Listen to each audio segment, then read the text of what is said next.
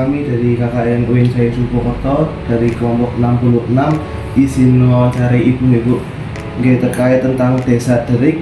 Pertanyaan yang pertama itu bagaimana cara pemerintah desa mengelola aset desa untuk meningkatkan kesejahteraan masyarakat? Ya, untuk aset desa yang dimiliki itu kan ada tanah sawah, dalam hal ini disebutnya bengkok. Kemudian ada kios desa. Kami mengelola tanah sawah dan kios desa itu otomatis dengan perawatan. Kami melihat bagaimana kondisi dari tahun ke tahun sawah bengkok, kemudian kami juga melihat kondisi kios yang sudah kami punyai atau miliki. Untuk kesejahteraan masyarakat, karena hasil dari pengelolaan aset tersebut itu nanti kami kembalikan ke kegiatan yang ada di pemerintah desa. Ya, jadi perawatan untuk bisa mensejahterakan itu salah satu bentuk usaha kami di dalam mengelola aset desa yang ada.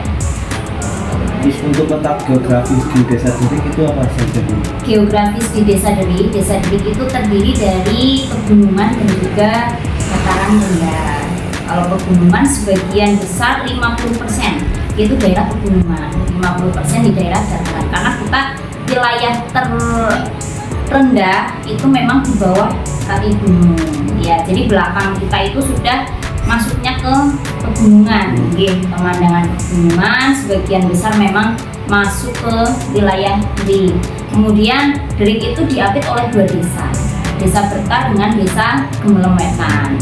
Ya, jadi itu bersebelahan ya, yang di sebelah selatannya, selatan sebelah timur dengan selatan sebelah barat. Ya, lanjut Bu, untuk pertanyaan kedua itu apakah ada peraturan yang mengatur pengelolaan aset desa, dan jika iya, apa saja peraturan tersebut, Bu?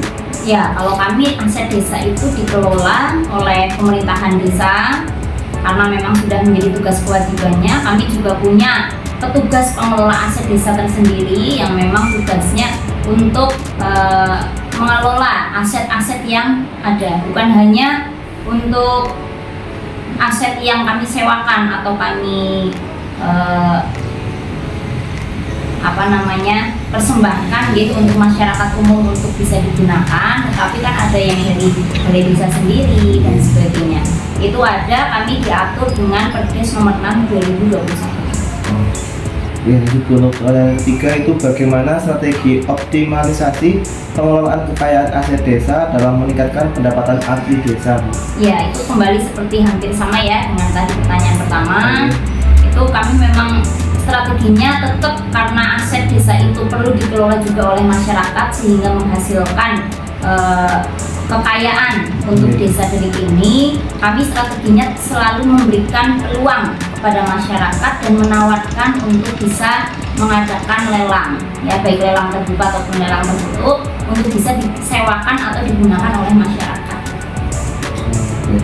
Terus lanjut Bu, untuk pertanyaan keempat, apakah ada potensi wisata yang dikembangkan oleh desa, dan bagaimana cara desa mengembangkan potensi wisata tersebut? Wisata, ya karena sebagian besar atau 50%, hampir 50% wilayah kami adalah daerah pegunungan. Itu sebetulnya memungkinkan, sangat memungkinkan untuk dibuat sebuah tempat wisata.